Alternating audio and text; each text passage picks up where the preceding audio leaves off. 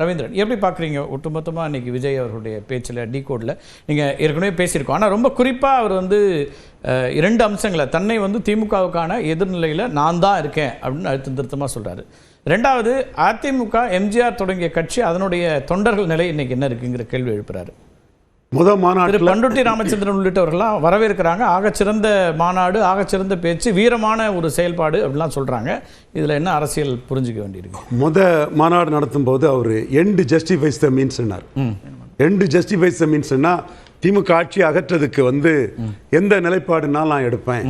நான் வந்து அதற்காக அன்னைக்கு ஒரு மாநாடு நடத்தும் போது ஒரு 23% பலம் கொண்ட ஒரு அணியின் தலைவராக இருந்த எடப்பாடி பழனிசாமி கூட நான் கூட்டணி போவதுக்கு தயாராக இருக்கேன்னு தான் அதோட மீனிங். எண்டு ஜஸ்டிஃபைஸ் த மீன்ஸுங்கிறதுக்கு மீனிங் அதுதான். வழிமுறை எதாக இருந்தாலும் முடிவு வந்து எனக்கு திமுக ஆட்சி அகற்றதுக்கு அது துணை புரியுங்கிற இதுதான் அவரோட கருத்து. ஆனால் அன்டெஸ்டட் நாட் ப்ரூவ்டு விஜயை விட ப்ரூவ்டு ஓட்ஸ் கொண்ட பிஜேபி அதுவும் இவருக்கு மாற்றாட்டு ஒரு அணியை அப்கோர்ஸ் அண்ணாமலை போன்றவர்கள்லாம் சீமான நிதிஷ்குமார் மாதிரி ப்ரொஜெக்ட் பண்ணி கூட ஒரு அணி அமைக்கிறதுக்கு ஒரு சான்ஸ் உள்ள ஒரு பாஜகவை நம்ம அணிக்குள்ளே கொண்டு வரலன்னா அது நமக்கு வந்து நம்ம 2024 கடுமையாக பாஜக விமர்சிச்சும் அதுக்கு நமக்கு எதிர்பார்த்த பலன் கிடைக்கல. 30 எதிர்பார்த்திருப்பார், 20 தான் வந்துன்னு சொல்லும்போது கிடைக்கலன்னு சொல்லும்போது அவர் ப்ரூவ்டு பார்ட்டியான இவருக்கு எதிரான ஒரு அணி அமைக்கிறதுக்கு கெப்பாசிட்டி கொண்ட பாஜக கூட அவர் அணி அமைச்சிக்கிறாரு. விஜயை பொறுத்தளவில் பாஜக எதிர்ப்பில் அவர் சின்சியராக தான் இருக்கதா நான் கருதுறேன். எனக்கு அதில் மாறுபட்ட கருத்தே இல்லை.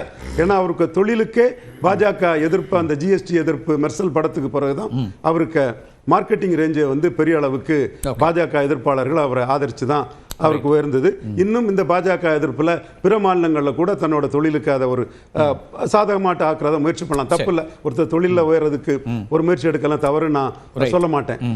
அதே வேளையில் தம்பி வன்னியரசு சொல்ற மாதிரிப்பட்ட அந்த ஒவ்வொன்றையும் எக்ஸ்பிளைன் பண்ணா அது திமுக அணிக்கு தான் லாபமாக வரும். ஓகே, நீங்க ஒவ்வொரு இஷ்யூவையும் இது பண்ணா திமுக, காங்கிரஸ், விசிக, கம்யூனிஸ்ட், முஸ்லீம் லீக் இவங்களுக்கு வந்து பாஜக எதிர்ப்புல கிரெடிபிலிட்டி இருக்குது. சரி, ஒருத்தர் ஐடியாலஜிக்கல் எதிரி, ஒருத்தர் நேரடி எதிரி, ஒருத்தர் 25 வருஷமா ஏத்துட்டு இருக்காங்கன்னு சொல்லும்போது அவங்களுக்கு கிரெடிபிலிட்டி கிடைக்கும். அவங்க வெற்றியும் பெற்றிருக்காங்க. அதுல கமலஹாசன் போன்ற நடிகர்களும் அந்த இடத்துக்குள்ள நின்று இப்போ பிரச்சாரம் எல்லாம் பண்ணி இருக்கும்போது அவரையும் அந்த இடத்துக்குள்ள சேர்த்துக்கலாம். சோ அவங்க வெற்றியும் பெற்று பாஜக எதிர்ப்புல தொடர் வெற்றியாளர்களாக இருக்கக்கூடிய அவங்களுக்கு தான் ஒவ்வொரு இஷ்யூவையும் சொன்னா வந்து அது லாபகரமா அமையும். அதனாலதான் அவர் வந்து பாஜக தொடர்பான இஷ்யூஸ்களை வந்து டச் அண்ட் கோ பண்ணுறாரே தவிர அதை ஸ்பெசிஃபை பண்ணலை. ஸ்பெசிஃபை பண்ணால் ஏற்கனவே பாஜகவை தோற்கடிக்க கெப்பாசிட்டி கொண்ட திமுக அணிக்கு தான் அது கெயினாக வரும். அதே வேளையில் தன்னை பாஜகவோட பி டீம்னு சொல்லி பிராண்ட் பண்ணிடக்கூடாதுங்கிறதுக்காக நான் அப்படி நினைக்கல. அவர் வந்து பாஜக எதிர்ப்பை மீண்டும் மீண்டும் அவர் உறுதிப்படுத்துகிறாரு. இதில் அவர் தனிச்சா அல்லது எடப்பாடி கிட்ட கணிசமான சீட்டான்னு ஒரு டைலமால இருந்தவர் எடப்பாடி பலம் நிரூபிச்ச அணி அமைக்கக்கூடிய சக்தி படத்தை பாஜகவை மதிச்சிட்டாருன்னு சொன்ன பிறகு இப்போ எடப்பாடிக்கு லீடர்ஷிப்பை அவர் கொஸ்டின் பண்றார். அது அவர் உரிமை. இன்னும் சொல்ல போனா அதுல எம்ஜிஆர் மேலேயும் ஜெயலலிதா மேலேயும் பற்றுதல் கொண்ட வாக்காளர்கள் தன் பக்கம் வருவாங்க. ஒரு வாய்ப்பு இருந்ததை அவர் வேண்டான்னு அவர் இப்பவே அந்த வாய்ப்பை இல்லாமல் செய்கிறாருன்னு பார்க்க வேண்டியிருக்கா? திரு எடப்பாடியோடைய லீடர்ஷிப்பை கொஸ்டின் பண்ணுறதுனால ஒருவேளை அது வந்து இப்போ பல பேர் சொல்லிட்டு இருந்தாங்க டிசம்பர் வரைக்கும் பொறுத்து வந்து பார்க்கணும், அதுக்கு பிறகு காலம் மாறலாம், சூழல் மாறலாம், அல்லது ஏதாவது ஒரு வகையில் ஒரு அரேஞ்ச்மெண்ட்ஸ் ஏதாவது இருக்கலாம் அப்படின்னாங்க. இந்த எந்த விதமான அரேஞ்ச்மெண்ட்டுக்கும் வழி இல்லைங்கிற ஒரு இடம் வந்துச்சு. அப்போ கண்டிப்பாக அவர் அரசியல் ஆய்வாளர்கள் எல்லாம் கடுமையாக பேசுகிறாரு. அது குறிப்பாக என் போன்றவர்களை தான் பேசுகிறாரு. குறிப்பாக திமுக அணி ரொம்ப பலமாக இருக்குது. 62 காமராஜ் மாதிரி 45% வாக்குகளை 3 முறை ஸ்டாலின் பெற்றிருக்காரு. அவரோட அணியும் இன்டாக்டாக இருக்கும். இன்னும் சொல்லப்போனால் அவர்கிட்ட 67-77 மாதிரி இங்கே மாற்றம் வருங்கிற இல்லை, அவர் வந்து அர்த்த பழசான பழைய விவகாரம்னு சொல்லாரு. கரண்டில் ஸ்டாலின் இருக்கிறாருங்கிறதும் அவர் தான் அர்த்த பழசான கலைஞரை பற்றி பேசுகிறாருங்கிறது தான் நான் அவரோட பேச்சு தான் தவறுன்னு சொல்கிறேன். கலைஞருக்குள்ள எதிர்ப்பு ஸ்டாலினுக்கு இல்லை. அதனால தான் அவர் 3 முறை 45% வாக்கெடுத்து வெற்றி பெற்றிருக்காரு. அந்த புள்ளி விவரங்களை தான் நாம் சொல்லிட்டு இருக்கோம். சரி, இந்த இடத்துக்குள்ள அவர் திமுகவை முறியடிச்சிடலாம், தோற்கடிச்சிடலாங்கிற எண்ண ஓட்டத்துக்குள்ள தான் வந்தார். அதே வேளையில் பாஜக கூட இணைஞ்சு செயல்படுறது அவருக்கு இமேஜுக்கும் அவருக்கு தொழிலுக்கும் வந்து பெரிய நஷ்டங்கிற போதும் அரசியல் ரீதியாக அவருக்கு நஷ்டங்கிறத அவர் உணர்ந்தார். பட் முடிவெடுக்க வேண்டிய இடத்துல இருந்த எடப்பாடி பழனிசாமி பாஜகவுக்கு அந்த முக்கியத்துவத்தை கொடுத்ததுனால அவர் இன்னைக்கு வந்து எடப்பாடி பழனிசாமியே விமர்சனம் பண்ணக்கூடிய ஒரு சிச்சுவேஷனுக்கு வராரு. இன்னும் அவர் சொல்றாரு மதவாதம்னு சொல்றாரு. சிஏ எதிர்ப்பு தான் அவர் 2024 ஒரே இஷ்யூவா எடுத்து வச்சாரு. நாட்டில் எவ்வளவு இஷ்யூ இருந்தும் அவர் சிஏ எதிர்ப்பு மட்டும்தான் சொன்னாருன்னா அன்னைக்கு அவர் வந்து திமுக கூட இருந்த காங்கிரஸுக்கு ஆதரவாக தான் அந்த இஷ்யூ எடுத்தாரு. பாஜகவுக்கு எதிராக காங்கிரஸ் ஆதரவாக தான் எடுத்தாரு. அவருடைய நோக்கம் என்னன்னா காங்கிரஸ் திமுக விட்டுக்கிட்டு தன்னோட வருங்கிற எதிர்பார்ப்பு இருந்தது. இப்போ கூட அவரு ராகுல் காந்தி போராட்டத்துக்கு எக்ஸ் தளத்தில் பதிவு பண்ணதை நம்ம பார்த்தோம். பட் ராகுல் காந்தி என்ன முடிவு எடுக்கிறாரு? நமக்கு கன்னியாகுமரியில் மட்டும்தான் டெபாசிட் கிடைச்சது. திமுக ஸ்டாலின் கூட கூட்டணி சேர்ந்த பிறகுதான் அவர் சொல்றாரு கூட்டணி யாரோட அப்படின்றத பத்தி நீங்க யோசிச்சுட்டே இருங்க நடக்கும் அப்படிங்கிறாரு. உங்களுக்கு தான் சொல்றாரு, உங்களை போன்ற விமர்சகர்கள். அது இதுவரை நடக்கலங்கிறது உண்மை. இனிமேலும் நடக்கிறதுக்கு வாய்ப்பு இல்லை. இன்னைக்கு பண்ருட்டி ஆதரிச்சிடறான்னு சொன்னா கூட அவர் வந்து கண்டிப்பா விஜய் தலைமையில போக போறது இல்ல. ஓபிஎஸ் சிஎம்மா விஜய் சிஎம்மாங்கிறது வரும். அப்போ நாங்க தான் பெரிய லீடர். சஸ்பென்ஸ்லயே தான் 26 வரைக்கும் சஞ்சரிக்க வேண்டியிருக்கும் அப்படிங்கிறாரு. அது நான் தெளிவா சொல்றேன். பலம் நிரூபிக்காத ஒருத்தர் வந்து கூட்டணி அமைச்சுவிட முடியாது. அது எந்த சஸ்பென்ஸும் இல்லை, எதுவும் இல்லை.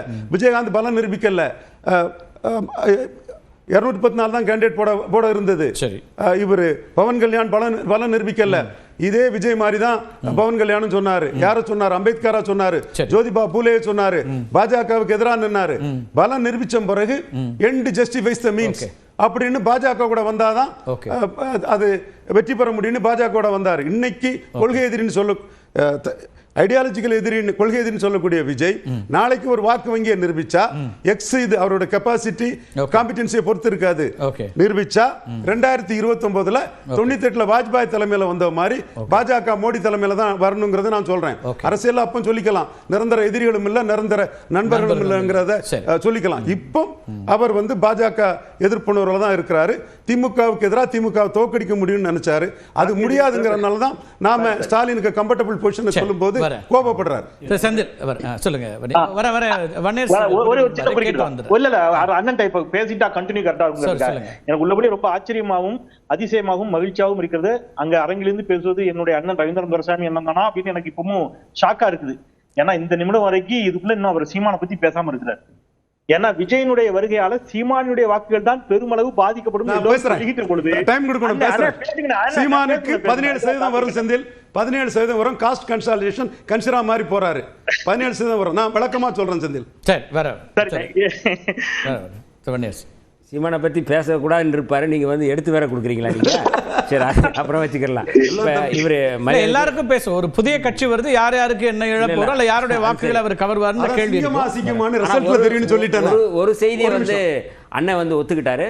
அவர் ஒரு கேஸ்டிஸ்ட் தான் அப்படிங்கிறத வந்து ஒத்துக்கிட்டார். ஏன்னா கேஸ்ட் வாரியாக தான் வாக்குகளை பிரிக்கிறாரு. அதனால் 17% வருங்கிறத அவர் சொன்னார். அதனால் அவருக்கு நன்றி நான் சொல்லிக்கிறேன். அவர் ஒரு ஜாதியவாதி அப்படிங்கிறத சொன்னதுக்காக. அது வந்து இப்போ நாம் தமிழர் கட்சியிலேருந்து இருக்கும்போது அதை பற்றி நம்ம விரிவாக விவாதிப்போம். அவர் அதை தொடவே இல்லை சார். நீங்களா எடுத்து சொன்னார் 17% வரும்னா எப்படி கேட்டாரு. அதுக்கப்புறம் அவர் அது சொன்னார். விஜய் விவகாரத்துக்கு அம்பேத்கர் ஜாதியவாதி, கன்சிராம் ஜாதியவாதின்னு நிறைய பேர் சொல்றாங்க. அது ஒவ்வொருத்தர் பர்சனும் பார்வை இல்ல. அது அப்படி போக முடியாது. நம்ம தலைவர் நான் சொல்லல, மற்றவங்கள தான் நான் சொல்லல. இல்ல அது சாதியவாதிகள் சொல்றாங்கிறத தான் சொல்றாரு அவர். அப்படித்தான் நான் புரிஞ்சுக்கிறேன் நான். சரி இப்போ அண்ணன் வந்து ரொம்ப முக்கியமா சொல்றாரு, பாஜகவை வந்து ஸ்பெசிஃபிக்கா என்னென்ன சப்ஜெக்ட்ல எதிர்த்தோம்னா நீங்க வந்து அது திமுக கூட்டணிக்கு சாதகமாக அப்படிங்கிறதுனால அவர் அதை வந்து ஸ்ட்ராட்டஜிக்கலா அதை வந்து சொல்றாரு. அண்ணன் வந்து இதுக்கு முன்னாடி யாருக்கு ஆலோசகராக இருந்தாருன்னு எல்லாருக்குமே தெரியும். யாருக்கு எனக்கு தெரியல, நீங்க சொல்லுங்க. ரஜினிகாந்த் அவர்கள் வந்து அதுல வந்து அவர் போயிட்டு வந்தாரு. அவர் வெளிப்படையாக அது பேசினவர். நான் புதிய செய்தியெல்லாம் சொல்லல. சரி ஊடகவியலாளர் உங்களுக்கு தெரியாது ஒன்றும் இல்லை.